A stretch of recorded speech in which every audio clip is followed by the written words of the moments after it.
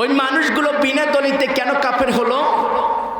কারণ আমার মালিককে যারা মানে না, আমার মালিকের কোরআন ও কারীম যারা মানে না এবং আল্লাহ পাকের আইন যারা মানে না, ও মানুষগুলো বিনা দলিলে কাফের হবে। এটাই সত্য কথা, বলেন ঠিক কিনা?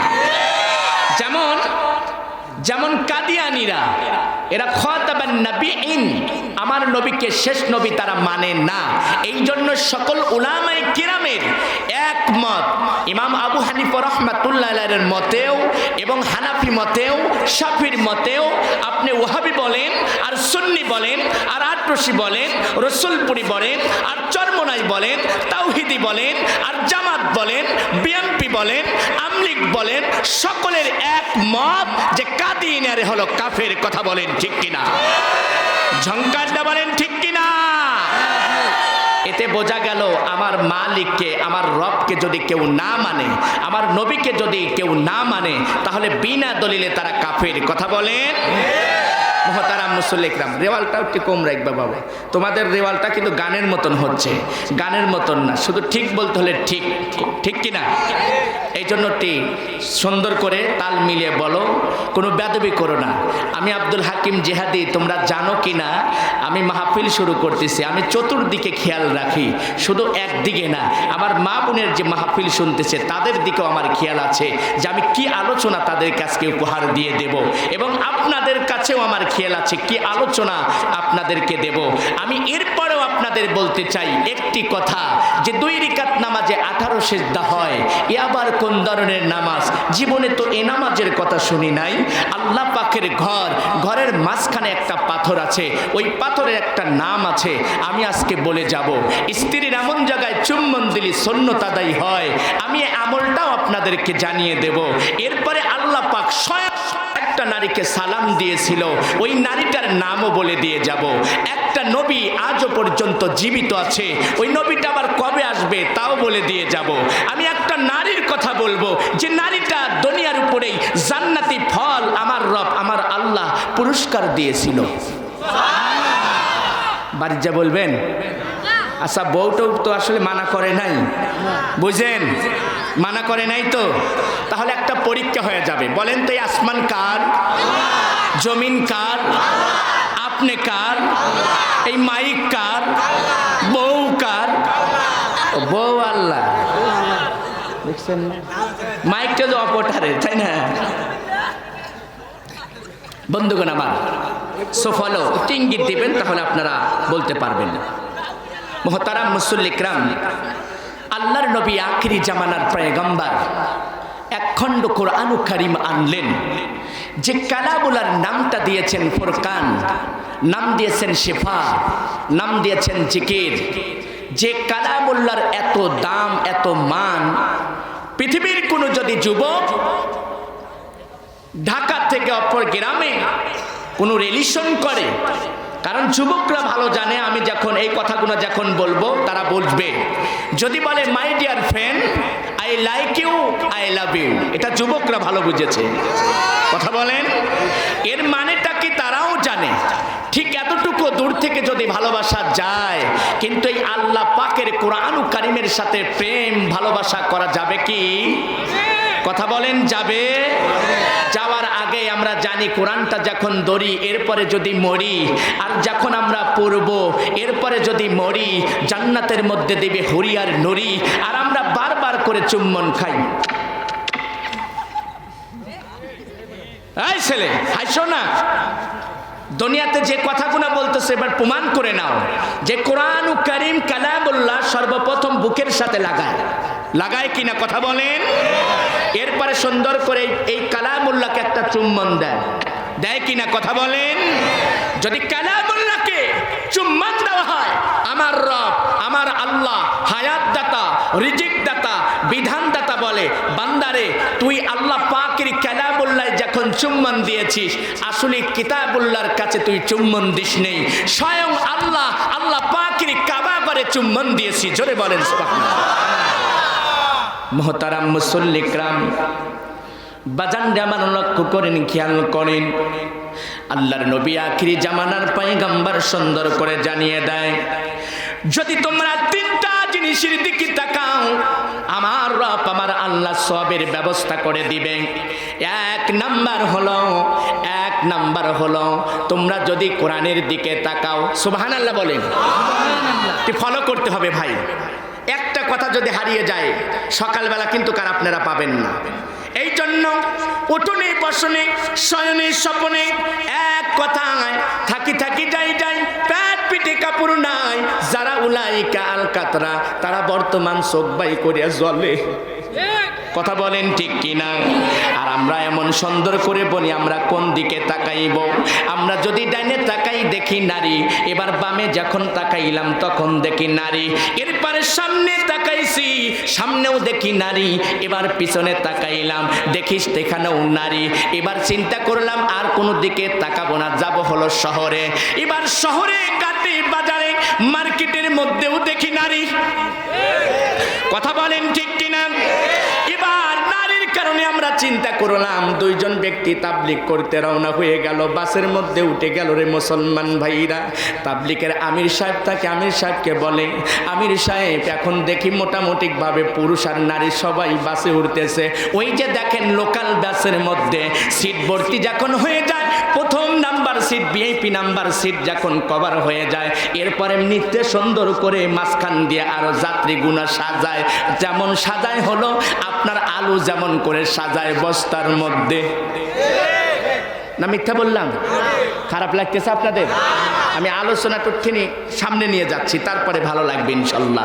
এরপরে যখন বাসের মধ্যে উঠলেন, আমির সাহেবকে ডাকতে বলে, আমির সাহেব এখন কি করব? ডাকতে বলে দোয়া পড়ো, দোয়া পড়ো। সুবহানাল্লাহ বলে। আচ্ছা, বিপদে পড়লে দোয়া পড়ার দরকার আছে কিনা? খাবার যখন খাই দোয়া পড়া দরকার আছে কিনা? যখন মসজিদের ভিতরে প্রবেশ করি দোয়া পড়া দরকার আছে কিনা? যখন বাথরুমে যাই তখন দোয়া পড়ার দরকার আছে কিনা? যদি অন্য কোনো বাড়ির মধ্যে ঢুকি তাহলে সালাম দেওয়ার দোয়া দরকার আছে কিনা? আমি আপনি উলঙ্গ অবস্থায় কোনো নারীকে দেখতে চাই না। এই জন্যই আল্লাহর নবী আখিরি জামানার পয়গম্বর বলেছেন, আসসালামুল কাবলাল কালাম, রাওয়াহু তিরমিজি, কথাবার্তার পূর্বে আগে সালাম দাও। সালাম দিলে আমরা ঘরের মধ্যে যে মা বোনি পাবো, এগুলো উলঙ্গ অবস্থায় দেখতে চাই না। সালাম দেওয়ার কারণে জবাব আসবে, তারপরে ভিতরে প্রবেশ করব। কথা বলেন ঠিক কিনা? কিন্তু আমার মুসলমান ভাইরা, এই সালাম নিয়ে বর্তমান ঠাট্টা চলে, এই সালাম নিয়ে গানও চলে, এই সালাম নিয়ে আপনার রাজনীতিকও চলে। কথা বলেন ঠিক কিনা? মুসলমান ভাইরাই জন্য আমি ইসলামিক একটা গান বেঁধেছি, ওরে সালাম কালাম নাই রে দেশে, দেখলে কয় হাউ আর ইউ, ওরে বাংলায় কয় না ভালোবাসি, ইংলিশে কয় আই লাভ ইউ। না, বাড়িতে কলি হবে, যেভাবে আপনারা শুরু করেছেন না, মোটামুটি বাড়িতেই ঠিক কলি হবে। ওরে সালাম কালাম নাই রে দেশে, দেখলে কয় হাউ আর ইউ, ওরে বাংলায় কয় না ভালোবাসি, ইংলিশে কয় আই লাভ ইউ। রাস্তাঘাটের কত মিয়া ডেলা ডেলা সাই, রাস্তাঘাটের কত মিয়া বড় বড় সাই, মহিলারা বেটার বকে ওয়েলকাম জানায়, আমগো দেশটা বইরা গেল টিভি সিনেমায়। শঙ্কর দেব বলেন কথা ঠিক কিনা? ওরে নুন আনতে যার পান্তা পুরায়, হ্যাঁ গো ঘরে টিভি, ওরে কাজ নাকি করে বগিচাই হিন্দি ছবি। আছে কিনা কথা বলেন? এই জন্য আমার মুসলমান ভাইরা, দুইজন যখন ভিতরে প্রবেশ করছেন, বলে এখন তো নারী চাপ দিতেছে, তার মানে নারীরা উঠে গেছে। আমির সাহেব এখন কি করব, এখন কি করব? বলে লা হাওলা ওয়ালা কুওয়াতা। এইভাবে যখন আপনার দোয়া পড়তে লাগলিল, তখন সুন্দর করে ধীরে ধীরে যখন চাপ দেওয়া শুরু করে গেছে, আমির সাহেব এখন কোন দোয়া পড়বো? এখন তো চাপের কারণে আমাকে মেরিয়া ফেলায়, তার মানে মহিলা পুরুষ আমাকে এমন একটা যাতা দেওয়া শুরু করেছে, এখন তো আর বাঁচতেছি না। আমির সাহেব ডাকতে বলে, বাস থেকে নামো, বাস থেকে নামো, তোমার তাবলিগ চলবে না, তোমার তাবলিগ চলবে না। কারণ যখন যাতা দিয়েছে, মনে রাখতে হবে এইভাবেই তোমার নিশানায় যাইতে হবে। কথা বলেন ঠিক কিনা? এই জন্য মুসলমান ভাইরা লক্ষ্য করেন, খেয়াল করেন বাজান, আল্লাহর নবী আখিরি জামানার পয়গম্বর বললেন তিনটা জিনিসের দিকে তোমরা তাকাও, আমি কিন্তু বলি নাই। এক নাম্বার যদি তোমরা দিকে তাকাও। বলে কাবায় যাব, তাহলে তো টাকা নাই, পয়সা নাই, অর্থ নাই, বাড়ি নাই, ঘর নাই, কিছু নাই, কেমন করে কাবাতে রওনা হয়ে যাব? টাকার প্রয়োজন আছে, তাহলে তো টাকার কারণে যাইতে পারি না। কাবার ওই যে কাবার শাখা হলো আল্লাহ রব্বুল আলামিনের ঘর, আল্লাহ রব্বুল আলামিনের ঘর, আল্লাহ রব্বুল আলামিনের ঘর। একবার কি জবান খুলে বলা যায় না মারহাবা?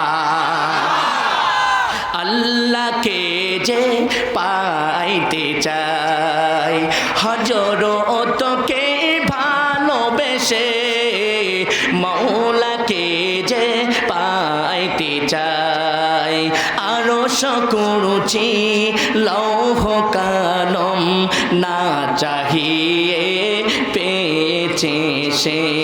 আল্লাহকে যে ভালোবেসে, মওলাকে যে ভালোবেসে, আল্লাহকে যে পাইতে চাই, হযরতকে ভালোবেসে, মওলাকে যে পাইতে চাই। মারহাবা। বন্ধুগণ আমার, তাহলে এক নাম্বার যদি আপনি তাকান কাবার শাখা আল্লাহর ঘর মসজিদের দিকে যদি আপনি তাকান, তাহলে আপনার আমল নামায় সওয়াব বাজেট করবে কে? আরটি জবান খুলে বলেন কে? এক নাম্বার আপনি কাবার দিকে তাকাইছেন, মসজিদের দিকে তাকাইছেন, আমার রব আমার আল্লাহ ওয়াদা দিয়েছে, বান্দারে তোমার আমল নামায় সুন্দর করে সওয়াব বাজেট করে দেওয়া হবে। দুই নাম্বার পিতা মাতার দিকে যখন তুমি তাকাইবা, দুই নাম্বার তুমি পিতা মাতার দিকে তাকাইছো, আমার রব আমার আল্লাহ রব্বুল আলামিন তোমাকে সুন্দর করে তোমার আমল নামায় সওয়াব বাজেট করে দিবে। তিন নাম্বার তোমরা যখন কোরআনের দিকে তাকাইছাও, কোরআনের দিকে তাকানোর কারণে আমার রব আমার আল্লাহ তোমার আমল নামায় সওয়াব বাজেট করে দিয়েছে। জোরে বলেন সুবহানাল্লাহ। সেই নবী কুরআনুল কারীম নিয়ে এসে দরজার কাছে দাঁড়াইয়া নবী আমার ফোপাইয়া ফোপাইয়া ফোপাইয়া ফোপাইয়া কান্দে। আম্মা জান খাদিজা রাদিয়াল্লাহু তাআলা আনহা ডাক দিয়ে বলে, পানির স্বামী গো, কেন আপনি কান্নাকাটি করেন? কি জন্য কান্নাকাটি করেন? বলে আমার নবী, দয়ার নবী, মদিনাওয়ালা, কামলিওয়ালা, কাউসারওয়ালা, যে নবীর শানে আমার আল্লাহ রব্বুল আলামিন কুরআনুল কারীম তেলাওয়াত করে জানায়, আল্লাহ রব্বুল আলামিন জানায়, যার মান যার সম্মানটা স্বয়ং আমার আল্লাহ দিয়ে দিলেন। ওয়ারাফা'না লাকা যিকরাক, আল্লাহু আকবার বলেন। ওই আল্লাহ রব্বুল আলামিন জানায়, যার সম্মান মান ইজ্জত আমার রব আমার আল্লাহ রব্বুল আলামিন দিয়ে দিলেন। এবার আম্মা জান খাদিজা ডাক দিয়ে বলে, কেন আপনি কান্না করছেন, কিসের জন্য? বলে আমার রব আমার আল্লাহ রব্বুল আলামিন এমন একটা কালামুল্লাহ দিয়েছে, কিতাবুল্লাহ দিয়েছে, এমন একটা ডায়েরি দিয়েছে, এমন একটা কিতাব দিয়েছে, সেই কিতাবের দাওয়াত দেওয়ার জন্য জাজিরাতুল আরবে মক্কার জমিনেতে অর্ডার করে দিয়েছে। আমি কাঁদবো না হাসবো? ও আমার খাদিজা, তুমি জানো না, জানো না, এই মক্কার মানুষ 100-র অধিক মূর্তি পূজা করে, কেউ মাটির পূজা করে, কেউ এরম ভাবে গাছের পূজা করে, কেউ আগুনের পূজা করে, কেউ পানির পূজা করে, কেউ মানুষের পূজা করে। কথা কন না কেন? তার মানে বাংলার জমিনের উপরে এমন মানুষ আছে লোহাওয়ালা বাবার পূজা করে, গাছওয়ালা বাবার পূজা করে, গাগরিওয়ালার বাবার পূজা করে, সালাওয়ালার বাবা পূজা করে, জটালার বাবার পূজা করে। নাকি এই এলাকায় নাই? কথা বলেন, এই এলাকায় নাই? এলাকায় আছে। আবার এইভাবে ডাক দে, কেউ ফেরে না খালি হাতে, বাহাবারে তোর দরবারে। তোর বাবা যদি ন্যাংটা থাকে, কপালে তোর কি লেখায় আছে? আচ্ছা, তোর বাবা যদি ল্যাংটা থাকে, জিজ্ঞাসা করা হলো তাহলে ল্যাংটা আছে, তাহলে কি দেখলে?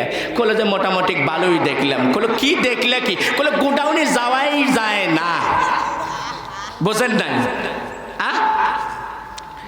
এই জন্য আমার মুসলমান ভাইরা, দেওয়ার মালিকটা কে? আল্লাহ। কথা বলেন কে? আল্লাহ। আমরা যদি চাই, কার কাছে চাইব? যার কাছে প্রার্থনা করা যায় তার কাছেই চাওয়া যায়। ইয়্যাকা না'বুদু ওয়া ইয়্যাকা নাস্তাঈন। একবার জবান খুলে বলা যায় কি মারহাবা? মুসলমান ভাইরা লক্ষ্য করেন, খেয়াল করেন, এ সোনার যুবক ভাইরা, আমার মা বোনেরা, লক্ষ্য করো, খেয়াল করো। মা, আমি তোমাদের সম্বন্ধেও কথা বলবো। আম্মা জান খাদিজা ডাক দেয়া বলে, নবী গো, আপনি আর কাঁদবেন না, আপনি আর কাঁদবেন না, আপনি চোখের পানিটা মুছে ফালান ইয়া রাসূলুল্লাহ। বলে, এই কথাগুলো কে শুনবে? আমার কালেমার দাওয়াতটা কে শুনবে? এই যুবক, ডিস্টার্ব করা যাবে না বাবা। আমার মুসলমান ভাইরা, লক্ষ্য করো, খেয়াল করো। এবার সুন্দর করে বলে, খাদিজা, এই কোরআনের কথাটা কে শুনবে? কে কালেমার কথাগুলো শুনবে? যেহেতু 100-র অধিক তারা দেবতার পূজা করে। কেউ এরম ভাবে নাত মানত উজ্জত যাহা, এরপরে আপনার দেবতা কালী, এরপরে সরস্বতী, আপনার দুর্গা, এর পূজা করে। ওই ঠাকুরদেরকে আমি সঙ্গে লাহিড়ী মোহনপুর বসিয়া বললাম, ঠাকুর মশাই, আপনাকে একটা প্রশ্ন করব। বলে, আব্দুল হাকিম ভাই, আপনি কি প্রশ্ন করবেন? বলে, আপনি যখন ঘন্টিটা বাজান, এইভাবে এইভাবে যখন বাজান, ওই হিন্দুরা দেখে আপনি ঘন্টি বাজান, কিন্তু আমার মনে হয় আপনি যখন বলে আমি এখনো কিছু না, তখনও কিছু না।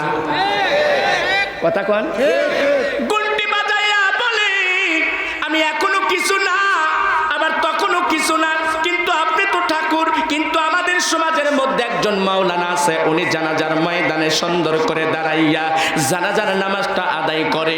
এরপরে আমাদের সমাজের মধ্যে হুজুর আছে, তিনি খুতবা প্রদান করে। এরপরে নামাজে যাইয়া ইমামতি করে। ইমাম শব্দের অর্থ হলো নেতা। শুধু মসজিদে মানলে হবে না, বাইরেও মানতে হবে। সংকারে দিয়ে বলেন, কথা ঠিক কিনা?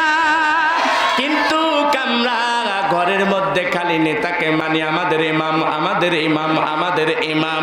যাহা সিঁড়ি পার দেয় কয়, হুজুর, এই ব্যাপারে আপনি কিছুই বুঝবেন না। তার মানে ওখান থেকে বাদ। আমরা কেমন নেতা মানলাম? এ মুসলমান ভাইরা, আল্লাহ রাব্বুল আলামিন কোরআনুল কারীমের ভিতরে সুন্দর করে জানায়, বাজান্নে আমার ভাইজা, বাজানরে আমার, লক্ষ্য করেন, খেয়াল করেন কেমন করে আমার আল্লাহ রব্বুল আলামিন জানায়। কারণ আমার আল্লাহ বিচার করবে, এটা সত্য। আল্লাহ রব্বুল আলামিন সুন্দর করে জানিয়ে দিলেন, মালিকি ইয়াউমিদ্দিন। আল্লাহ রব্বুল আলামিন প্রতি দিবসের মালিক। আমার রব বিচার করবে। আপনি অন্ধকারেও যদি গুনাহ করেন, সেটাও বিচার করবে। আপনি যদি জাগ্রত অবস্থায় আপনি গুনাহ করেন, সেটারও বিচার করবে। কারণ আপনার জীবনের জন্য, আমার জীবনের জন্য দুইটা ডায়েরি, একটা হলো গুড নিউজ, একটা হলো ব্যাড নিউজ। তার মানে একটা ভালো, একটা হলো খারাপ। আপনার লেখা হবে ইকরা কিতাবাকা, এই নাও তোমার আমল নামাগুলো। তুমি যা করেছো জীবনে সম্পূর্ণ সম্পূর্ণ লিপিবদ্ধ করা হবে। অমনি সুন্দর করে আমার নবী, দয়ার নবী, এক খণ্ড কোরআন কারীম বুকের সাথে লাগাইয়া ডাকতে বলে, খাদিজা, এই মক্কার জমিনের উপরে কে এই কালেমা পড়বে আর এই কোরআনটা মানবে? বলে, আপনার কামটা হলো দাওয়াত দেওয়া, আপনার কথা হলো কোরআনের কথা শোনানো, আর হেদায়েতের মালিক হলো একজন আল্লাহ। কথা বলেন কে? এই যুবকরা বলেন কে? তোমাগারে ভালো করেই চিনি। আমি আসার সময় দেখতেছি খালি কয় ডাইনে মার, বামে মার, সামনে দে, একটা গুলি দে। তোমরা মনে করতে চাও জানি না, সব জানি। আবার সুন্দর করে যখন রাস্তা দিয়ে হেঁটে যায়, ওরা আর কিছু জানুক আর না জানুক, এইভাবে বলে, বেদের মিয়া জোস্তায় আমায় কথা দিয়েছে। আচ্ছা, বেদের মিয়া কি আসলে তার কথা দিয়েছিল কোনোদিন? আসি আসি বলে জোসনা ফাঁকি দিয়েছে। ফাঁকি তো দিবি, তোমার যে দিল নকশা, ফাঁকি দিবি না তো কি দিবি? কথা কন না কে? আর তখন আমি বললাম, কোরআন পড়ো, নামাজ পড়ো, কোরআন পড়ো, নামাজ পড়ো, যাইবা তুমি জান্নাতে। এই যে তোমার নয় গো বাড়ি, আসল বাহারি কবরে। এইতে যে তোমার নয় রে বাড়ি, আসল বাহারি কবরে। ঝংকার দিয়ে বলেন, কথা ঠিক কিনা? বাবাকে শোয়াইয়া সুন্দর করে ডাক দিয়ে বলে, আরে বাপ মারা গেছে হুজুর, আমার বাবার জানাজা করা লাগবে। তখন কানতে কানতে দিশাহারা হয়ে যায়। যাকে ধরে বলে, বাবা আর বেঁচে নাই। ও হুজুর, আমার বাবার জানাজায় রওনা হয়ে যাবেন। আবার যুবক ভাইকে ধরে ডাক দিয়ে বলে, সঙ্গে তুমি সাক্ষাৎ দিয়েছো, বাবা আজকে নাই, বাবার জানাজা হবে, বাবাকে সুন্দর করে নাবাইয়া কবরে সুন্দর করে এইভাবে নাবায়, আর আবার বাবা সুন্দর করে ডাক দেয় বলে, গহীন কবরে নামায়ও না বাবারে, তোলো বাবা থাকার উপায় নাই, ধরো বাবা থাকার উপায় নাই, তোলো বাবা থাকার উপায় নাই, গহীন কবরে নামায়ও না বাবারে, ধরো বাবা থাকার উপায় নাই। যৌবন কালে ইবাদত না করিয়া হইয়া গেলাম জীবনেরই শেষ, বুড়া কালে দর্শি পীরের বেশ, বুড়া কালে দর্শি পীরের বেশ। কথা বলেন ঠিক কিনা? যৌবন কালে কি করেছো ও বান্দা, আমার আল্লাহ পাঙ্কানু হিসাব নিবে না। এটা মিথ্যা মনে করছে কবর আসলে মিছা বাহানা। পৃথিবীর সব কিছু মিছা বাহানা হতে পারে, কিন্তু কবর মিছা বাহানা নয়, মৃত্যু মিছা বাহানা নয়। এ মুসলমান ভাইরা, 114টা সূরা আল্লাহ রাব্বুল আলামিন কোরআনুল কারীমের ভিতরে দিয়েছে। এই 14টা সূরার মধ্যে সকল আয়াতকে তুমি না স্বীকার করতে পারো, কিন্তু মনে রাখো কুল্লু নাফসিন যায়িকাতুল মাউত, এই মৃত্যুর কথা তুমি কখনোই হারাইয়া যাইতে পারো না। ঠিক কিনা? ওই কবরে ওই উল্লাপাড়ার গরম চলে না, ওই কবরে আমলিকের গরম চলে না, ওই কবরে বিএনপির গরম চলে না, ওই কবরে জামাতের কবর ক্ষমতা চলে না, ওই কবরে তাওহীদি জনতার খবর চলে না, ওই কবরে আপনার সরমনের ক্ষমতা চলে না, ওই কবরে আপনার এই মুসলমান ভাইরা হেফাজতের ক্ষমতা চলে না, ওই জায়গায় চলে হলো আল কোরআনের ক্ষমতা। না বন্ধ করে দেই, কালেকশনে যাই না। আপনারা যে ইচ্ছা শুরু করছেন না, এতে বোঝা যাচ্ছে আমরা সারাদিন রোজা ছিলেন। কোরআনুল কারীম আমাদের চাওয়া পাওয়া।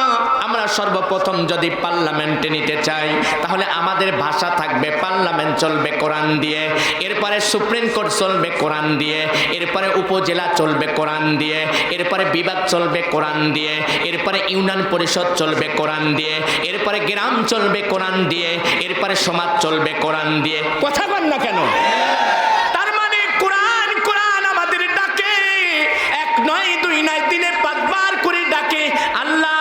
কোরআনুল কারীম সুন্দর করে ডেকে বলে, ইন্নাস সালাতি ওয়া নুসুকি ওয়া মাহইয়ায়া ওয়া মামাতি লিল্লাহি রাব্বিল আলামিন।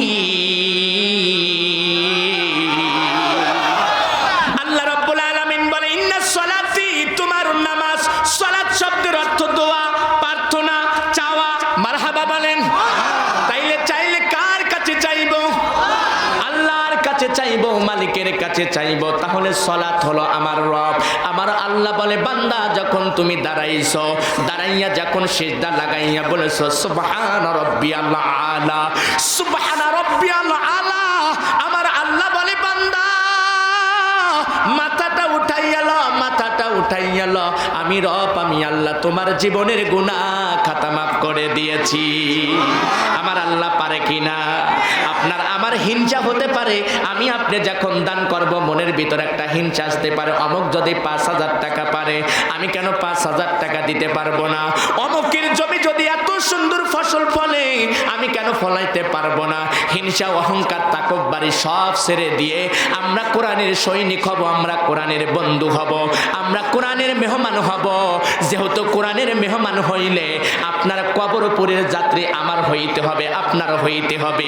একবার জবান খুলে বলেন কথা ঠিক কিনা? এ মুসলমান ভাইরা, লক্ষ্য করেন, খেয়াল করেন যুবক ভাইরা, আমার মা বোনেরা, হিংসা অহংকার করা যাবে না, গীবত করা যাবে না। ওগো মা, তোমাদের বিষয়টা বলি, অহংকার হিংসা করা যাবে না, কারণ অহংকারের চাদর হলো আমার মালিকের। কার? আল্লাহ। আর একটু জবান খুলে বলেন, কার? আল্লাহর। ওই মালিক, ওই আল্লাহর চাদর নিয়ে কেউ টানাটানি করা যাবে না। কথা বলেন ঠিক কিনা? সাকা গোল পয়সা গোল গোলানো গোল, এর চেয়ে বেশি গল মনের গন্ডগোল, ওরে নিম্নে তিতা নিন্দা তিতা আর তিতা খর, এর চেয়ে বেশি তিতা 203-এর ঘর। ঠিক তো কবে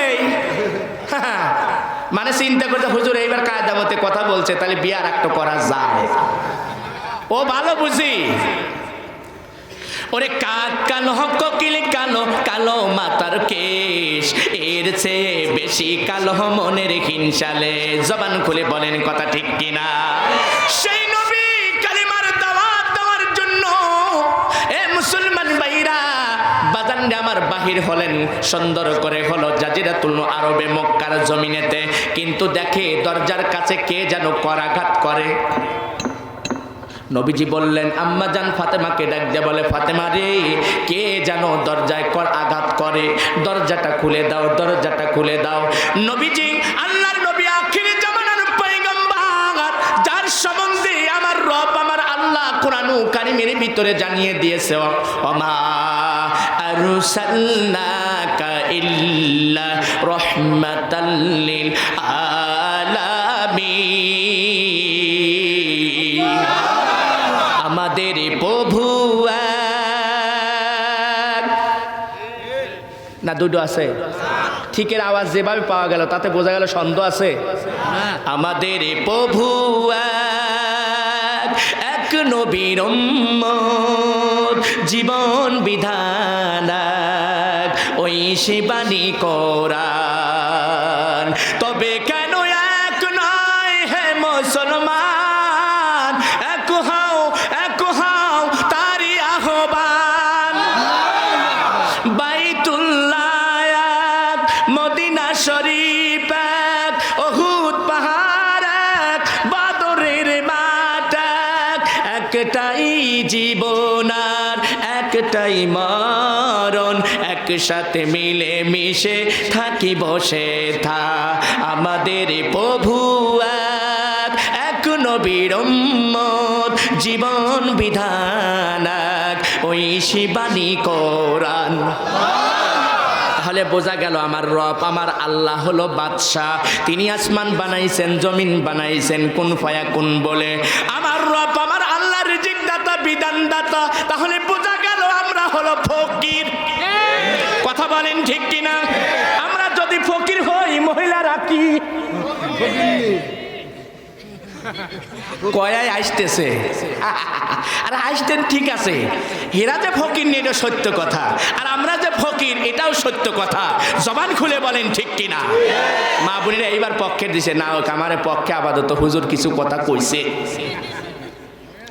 বন্ধুগণ আমার, এই জন্য আপনাদের বিষয়টা সফল ইঙ্গিত করবেন।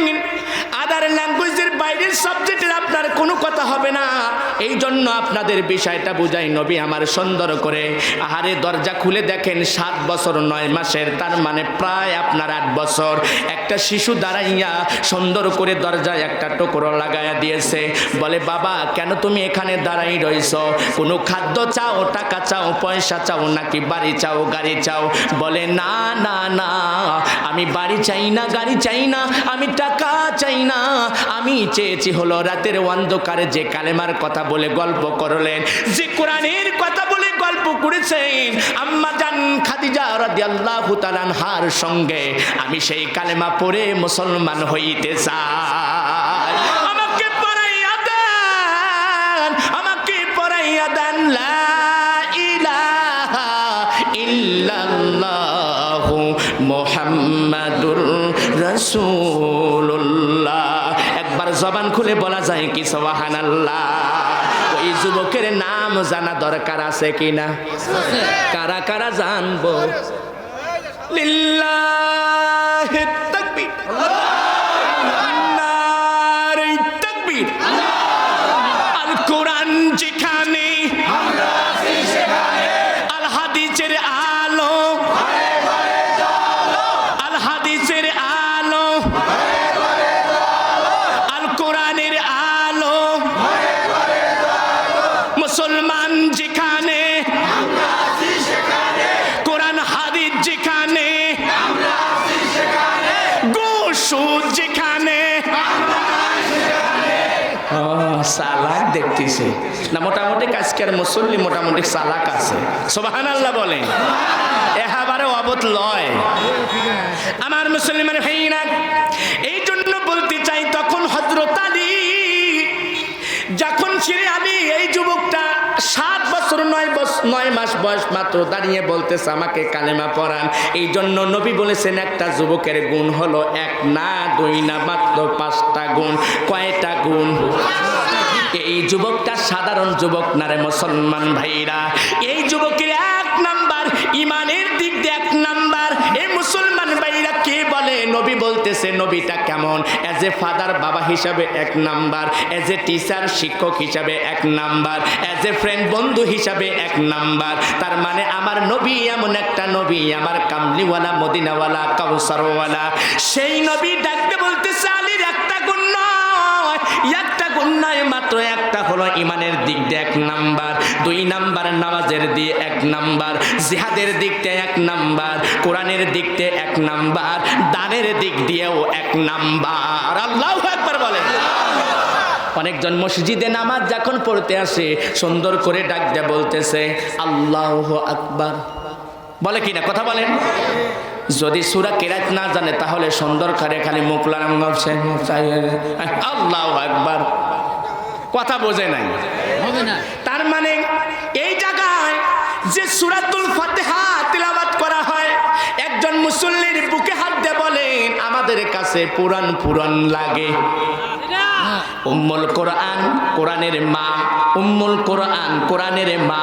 সূরা ফাতিহা যদি কেউ 3 বার তিলাওয়াত করে, এই মুসলমান ভাইরা আল্লাহর নবী আখিরি জামানার পয়গম্বর বলে তার জন্য 1 কোরআন খতম করলে যে সওয়াবের অধিকার করা হয়, আমি রব, আমি আল্লাহ তার আমল নামায় দিয়ে দে। এই জন্য উম্মুল কোরআন, কোরআনের মা, এই সূরাকে বলা হয়েছে শিফা, জিকির, দোয়া, মারহাবা বলেন। সেই সূরা ইমাম সাহেব যখন তেলাওয়াত করে মুসলমান ভাইরা মুসল্লিরাও তেলাওয়াত করে। এইভাবে নামাজটা পড়ার সঙ্গে সঙ্গে 2 রাকাত জামাত পেয়েছে, আর বাকি 2 রাকাত জোহরের নামাজটা হলো ফরজ, নামাজটা হলো 4 রাকাত। 2 রাকাত পেয়েছে আর 2 রাকাত পাবে, একা একা পরে পড়বে, কারণ মাত্র পেয়েছে 2 রাকাত। কিন্তু আসলে মুসলিম সাহেব ভুল করে ফেলেছে, 2 রাকাত পরে নাই, সালাম ফিরে দিয়েছে। নামাজ হইছে কি হয় নাই? হয় নাই। এবার এমর থেকে করিম সাহেব ডাক দিয়ে বলতেছে ও ভাই মনসের ভাই, তোমার তো নামাজ ভুল গেছে। কই ধরবেই তো আমাক, অমরাজ সলিম আসে না, হ্যাঁ তো ধরবে না। আজকে আমি আসি আর আমাকে ভুল ধরতেছে, কথা কন না কে? আরে শেখা লাগবে, বোঝা লাগবে। তার মানে ইমামের কাছে আমার আপনার সুন্দর করে শেখা লাগবে, কিন্তু আমরা শিখতে চাই না। মুসলমান শব্দের অর্থ আত্মসমর্পণকারী, মসজিদ শব্দের অর্থ সিজদার স্থান, ইবাদত করেনেওয়ালার জায়গা। মুসলমান শব্দের অর্থ যদি আত্মসমর্পণকারী করে, তাহলে কার কাছে আমাদের হাত, পাও, জবান, আমাদের ব্রেন, আমাদের দেহ, আমাদের টাকা, আমাদের জমির ফসল, পকেটের টাকা কার জন্য হবে? জবান খুলে বলেন কার জন্য হবে? আল্লাহর জন্য হবে। একটা কথা বলি মুসলমান ভাইরা, আপনাদের শুনে ভালো লাগবে। আমার একটা বাড়ির কাছে দাদা ছিল, নাম হলো রস্তম। নাম কি? রস্তম। ও আছে না? ওই যে একটা কথা আছে না যে আমি খাদিজার যে ওয়াজ করতেছি, এই এলাকায়ও খাদিজা আছে। তবে এই খাদিজার স্বভাবটা কেমন? হাত তুলবার গেলে পারে 2 আলু আবার হাগের ভিতর আসে, কথা কন না কেন? এই স্বভাব নেওয়া যাবে না, পরের জিনিস নেওয়া যাবে না। আমার মুসলমান ভাইরা, এর নাম হলো রস্তম। শ্বশুর বাড়ি গেছে, বাস্তব ঘটনা। যাইয়া পুলিশ যখন বলে তুমি কি, তোমার নামটা কি? কয় আমার রস্তম। তোমার নাম রস্তম? বলে হ্যাঁ। বলে অ্যারেস্টিং? বলে নো। তোমার নাম কি? রস্তম। কয় ইয়েস। বলে তাহলে অ্যারেস্টিং। অমনি যখন অ্যারেস্ট লাগাইছে, বাজান আমার নিয়ে রওনা হয়ে যাইতেছে। রস্তম চিন্তা করলো আমার সম্পর্কে দাদা হয় বাড়ির পাশেই, আহারে জ্বলন্ত প্রমাণ, শ্বশুর বাড়ি যাইয়া ঘটনা। পুলিশটা সুন্দর করে হ্যান্ডকাপ লাগাইয়া নিয়ে রওনা হয়ে গেছে, আর টেনশন লাগাইছে, আহারে আমি শ্বশুর বাড়ি আসলাম আর আমাকে পুলিশ নিয়ে এরমভাবে হ্যান্ডকাপ নিয়ে রওনা হয়। কিছু দূর যাইয়া বলে আসলে কি তোমার নাম রস্তম? বলে হ্যাঁ আমার নাম রস্তম। বলে তাহলে তোমার বাসা কোথায়, গ্রাম কোথায়? বলে আমার গ্রাম হলো চাকসা। কয় মেলা তো, হ্যাঁ এটা তো মেলে না, যে এলাকায় তুমি শ্বশুর বাড়ি এই এলাকায় না, আমার বাড়ি চাকসা। বলে তোমার আব্বার নামটা কি? কয় আমার আব্বার নামটা হলো সলিম মণ্ডল। বলে এও তো মেনে না, তাহলে তুমি না বাবা, ভুল হয়ে গেছে, নাবো। নাবা দিছে, নাবা দেওয়ার পরে কিছুক্ষণ হাঁটি হাঁটি পা পা করে অল্প জায়গায় চলে গিয়েছে।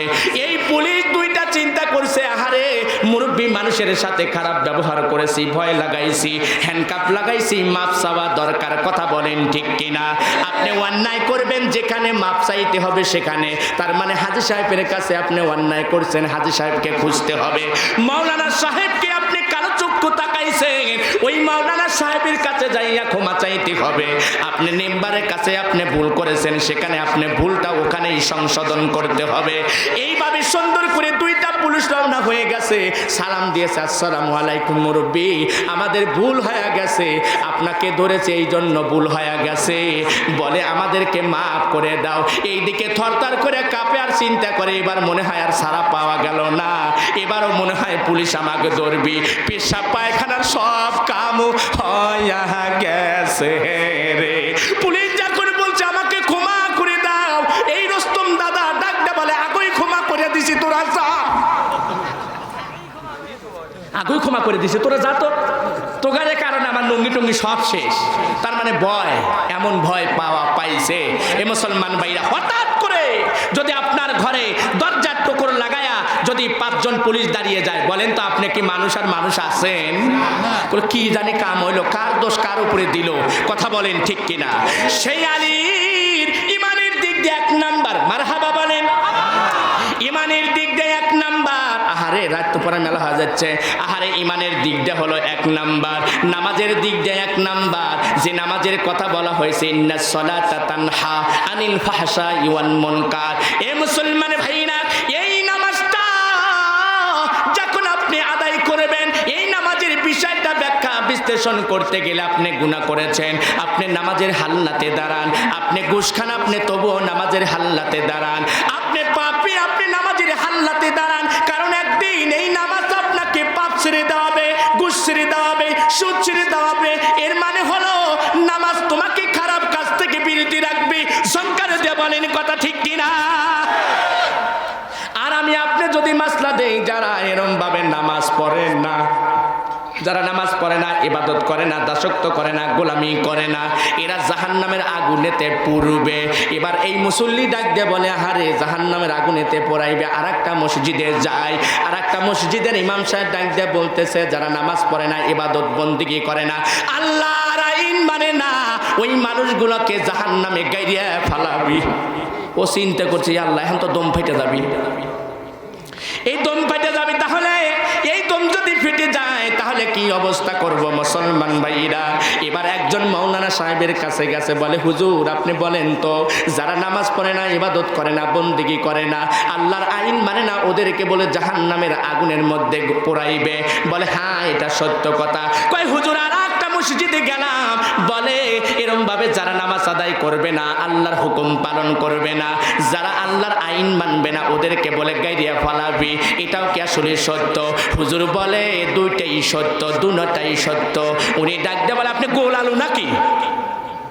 আপনি গোল আলু নাকি? বলেন এটাও সত্য, ওটাও সত্য।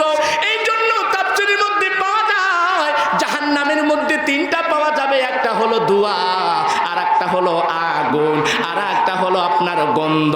এমন একটা জিনিস আমাদের বাংলার জমিনের উপরে না, তামাম পৃথিবীর উপরে বিড়ি খায়, এরপরে সিগারেট খায়, এই 3টা জিনিস পাওয়া যায়। একটা হলো আগুন, আর একটা হলো ধোঁয়া, আর একটা হলো গন্ধ।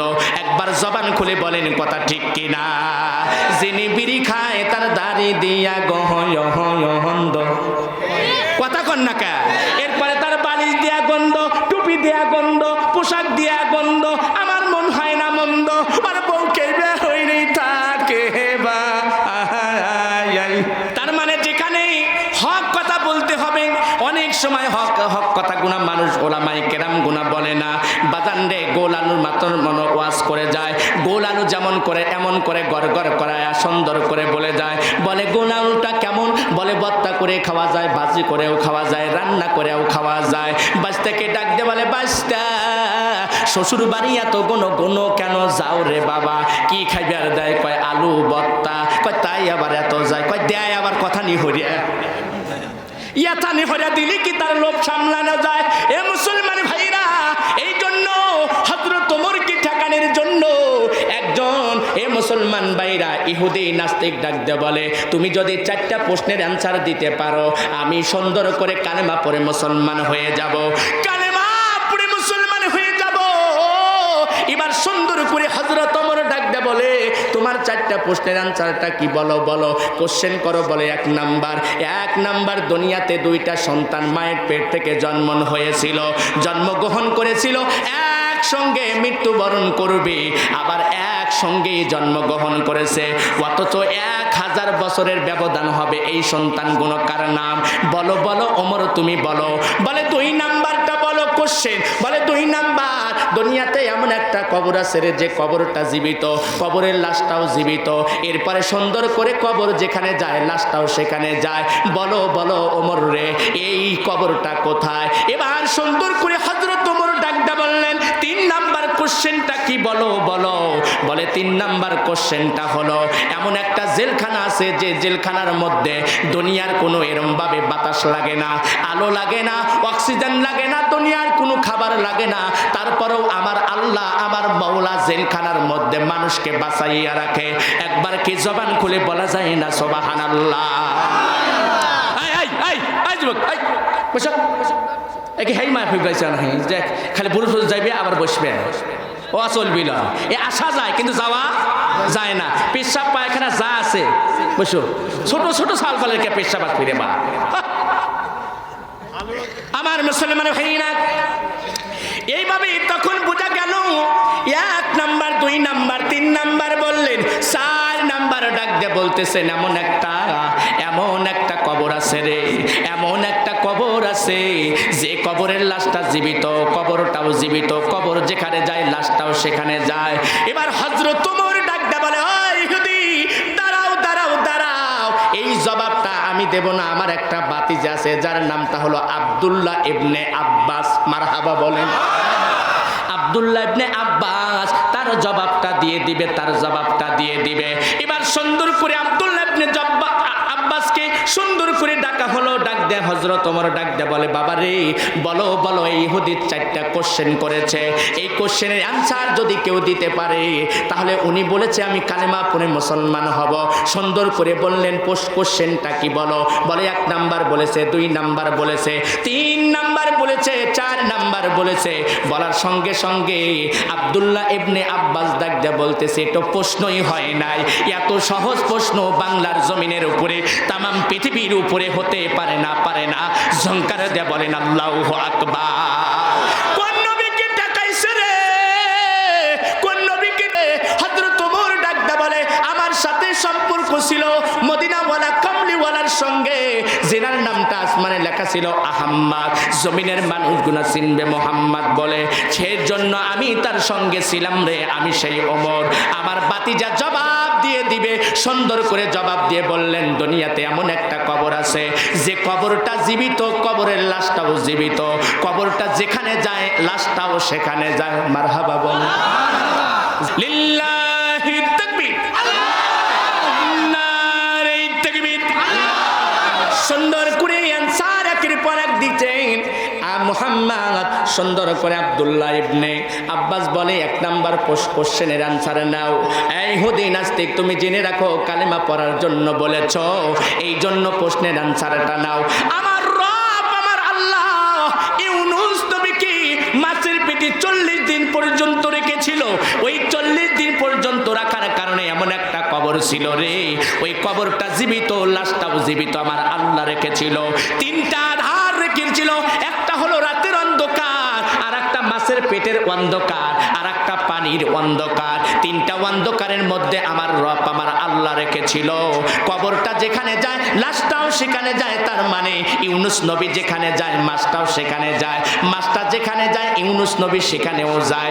এটা হলো সেই আল্লাহর কবর। আমার আল্লাহ এখনো সুন্দর করে 3 নয় 4 নয় 7 নয় 10 নয় 40 দিন পর্যন্ত মাছের পেটে আমার রব আমার আল্লাহ আল্লাহ রব্বুল আলামিন মাছের পেটে রেখেছিল, এরপরেও জীবিত হইয়া সুন্দর করে জমিনের উপরে আমার রব আমার আল্লাহর হুকুমে মাছ উড়াইয়া দিল। মাছটার নাম তিমি। একবার জবান খুলে বলা যায় কি সুবহানাল্লাহ। তার মানে কিতাবে প্রমাণ করে দিলেন, 1 নাম্বার প্রশ্নের আনসার দিয়ে দিলেন। 2 নাম্বার বলে, ও নাস্তিক শুনে রাখো, 2 নাম্বার প্রশ্নের আনসারটা হচ্ছে, 2 নাম্বার প্রশ্নের আনসারটা নাও। এমন একটা কবর আছে রে, যে কবরটার মধ্যে আসামি থাকে, দুনিয়ার কোনো কিছু খাবার যায় না, নিঃশ্বাস যায় না, কোনো এরকম ভাবে অক্সিজেন নেয় না, তারপরেও সেই কবরের মধ্যে লাশটা ভালো রাখে। ওটা অন্য কোনো কবর না ও মা, ওটা হলো মায়ের পেট। মায়ের পেট। ঝংকার দিয়ে বলেন সুবহানাল্লাহ। একদিন মাটির ভিতরে হবে ঘর রে মনা আমার, কেন বান্ধো দালান ঘর, বলেন না। একদিন মাটির ভিতরে হবে ঘর রে মনা আমার, কেন বান্ধো দালান ঘর। দেহ পাখি চলে যাবে পিঞ্জারা ছেড়ে, ধরা দামে সবই রবে তুমি যাবে চলে। বন্ধু বান্ধব যত মাতা পিতা তারা সুত, আল্লাহু আকবার বলেন। বন্ধু বান্ধব যত মাতা পিতা তারা সুত, সকলে হবে তোমার পর রে মন আমার, কেন বান্ধো দালান ঘর রে মন আমার, কেন বান্ধো দালান ঘর। কথা বলেন ঠিক কিনা? আমার মুসলমান ভাইরা প্রশ্নের আনসার দিলেন। এবার নাস্তিক বলে, তাহলে 3 নাম্বার বলো, 2টা সন্তান মায়ের পেট থেকে হারে জন্মগ্রহণ করেছিল। এ আমার মুসলমান ভাইরা, মা জননী 10 মাস 10 দিন গর্ভধারণ করেছিল। মা কত কষ্ট করে সন্তানকে লালন পালন করে রে বাবা। ডানে যখন শোয়ায় সুন্দর করে সন্তান প্রস্রাব করে দেয়, আবার বামে থেকে সুন্দর করে ডানে নেয়, ডানেও পেশাব করে দেয়, তারপরে বামে নিয়ে আসে। বামে ডানে পেশাব করার কারণে ভেজা বিছানায় সন্তানকে রাখলে ঠান্ডা লাগবে, জ্বর আসবে, অসুখ হবে। এই জন্য মা জননী বুকের উপরে সুন্দর করে নেয়। মা জননী বুকের উপরে লাগাইয়া সন্তানকে ওম লাগায়, আর বিছানায় সুন্দর করে মা জননী ঘুমায়। ওই সন্তানের মা বাবার হক আদায় করা দরকার আছে কিনা? এ মুসলমান, সেই মা 2টা সন্তান, এ যমক সন্তান হয়, 3টাও হয়, 4টাও হয়। কথা বলেন ঠিক কিনা? 2টা সন্তান হয়েছিল, কোরআনের মধ্যে প্রমাণ করে দিয়েছিল। একটা হলো উজার আলাইহিস সালাম, আর একটা হলো আজিজ আলাইহিস সালাম। 2টা সন্তান মায়ের পেট থেকে একই সঙ্গে হয়েছে। উজার আলাইহিস সালাম ডাক দিয়ে বলেছিল, আল্লাহ গো, তুমি মৃত্যু দিয়েছো, এটা আমার তো বুঝে আসে না। কুল্লু নাফসিন যায়িকাতুল মাউত, এই আপনি মৃত্যু দিয়েছেন, আমার বুঝে আসে না। যার জান আছে মৃত্যুর স্বাদ গ্রহণ করতে হবে, যার পান পাখি আছে তার মৃত্যুর স্বাদ গ্রহণ করতে হবে। তাহলে বলেন আল্লাহ, কেমন একটা মৃত্যু আমাকে একটি দেখান না। আমার আল্লাহ সুন্দর করে বলে, উজার রে যাও, তোমাকে আমি মৃত্যু দেখাইব। এবার যাইতে শীত কপালে ঘোড়া লইয়া সুন্দর করে বন জঙ্গলের মধ্যে যায়। ঘোড়াটা গাছের সঙ্গে বাঁধিয়া বিশ্রাম শুরু করে দেয়। আবার আল্লাহ আরজাইল পাঠাইয়া দেয়, জান পাখি পান পাখিটা কেড়ে নেয়, যেটা হাদিসের ভাষায় বলা হয় কলব, আরবিতে বলা হয় রূহ, বাংলায় বলা হয় আত্মা। মারহাবা বলেন। সেই পান পাখি জান পাখি যার পবিত্র, তার দেহটাই পবিত্র। কদ আফলাহা মান তাজাক্কা, তার মানে যদি কের আত্মা ভালো থাকে, নফসটা ভালো থাকে, ওয়াল বডিটাই ভালো, নফসের মৃত্যু হয় না, নফসের মৃত্যু হয় না। তার মানে নফস যার ভালো, যার নফসটা খালিস, যার নফসটা রোগমুক্ত, ওই নফসের মৃত্যু বরং দেরি করতে পারে, আল্লাহর জান্নাতে যাইতে দেরি হতে পারে না। একবার জবান খুলে বলেন কথা ঠিক কিনা? আমার মুসলমান ভাইরা, সেই মা এই মৃত্যুটা দেখার সঙ্গে সঙ্গে ওজার নবী ডাকতে বলে, তাই হবে। গাছের সঙ্গে ঘোড়াটা বাঁধিয়া বিশ্রাম যায়, উঠে ক্লান্ত অবস্থা হইয়া যায়। আল্লাহ রব্বুল আলামিন আরজাইলকে পাঠায়া দেয়। জান পাখি কবজটা করিয়ে নেওয়ার পরে বাজান রে 1 নয় 2 নয় 1000 বছর সুন্দর করে রাখে। আমার আল্লাহ আবার চেতন করে দেয়, ডাকতে বলে, ওজার রে তুমি কখন ঘুমাইছিলা তুমি কি জানো? বলে না জানি না, এই মাত্র তো ঘুমাইছি। এই সকালে ঘুমাইছে, বিকাল বেলা হইল। না না না, আমি 1000 বছর তোমার এই ঘুমের মধ্যে কাটিয়ে দিয়েছি। বলে তার মানে কেমন করে প্রমাণ? বলে তোমার যে ঘোড়াটা ছিল দেখো তো কোথায় আছে? বলে দেখে ঘোড়ার বান্নুন ঠিকই আছে কিন্তু ঘোড়া নাই। বলে ঘোড়া কোথায় গেল? বলে মাটিটা সরাও। মাটি সরানোর সঙ্গে সঙ্গে হাড্ডি মুড্ডি বাহির হয়ে গেল। হাড্ডি গুনা রুমালে সুন্দর করে ওজার নবীকে বলল সুন্দর করে পারো। ওজার নবীকে ডাকতে বলে সুন্দর করে পারো।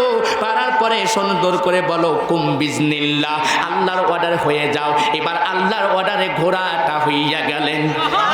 হওয়ার সঙ্গে সঙ্গে উজার নবী বলে এটাই কি আমার ঘোড়া? বলে সামনের দিকে তাকাও, সামনের দিকে তাকাও। সামনে তাকাইয়া দেখে শীত কপাইলা ঘোড়া, এইটাই তো আমার ঘোড়া। এই মুসলমান ভাইরা, একজন যদি বকরি আপনার 3টা পালে 4টা পালে, ওরাও জানে যে এইটা হয়।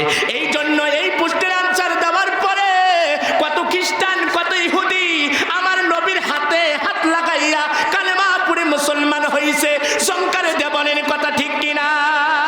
এই জন্য আমার মুসলমান ভাইরা, আমরা কোরআনের বন্ধু, আমরা কোরআনের সৈনিক। আমরা জীবন দিতে চাই, পান দিতে চাই, রক্ত দিতে চাই, অর্থ দিতে চাই, টাকা দিতে চাই, আমরা জমির ফসল দিতে চাই, আমরা এরম ভাবে কিছু গিরিল লাগবে তাও দিতে চাই। আল্লাহর ঘর মসজিদের জন্য আমরা দানও করতে চাই। এটা আমাদের জন্য জীবনটা উৎসর্গ করে দিতে হবে। আমাদের আল্লাহর ঘর মসজিদের জন্য আমরা দান করব, এরম মানুষ আপনাদের মধ্যে অনেক আছে।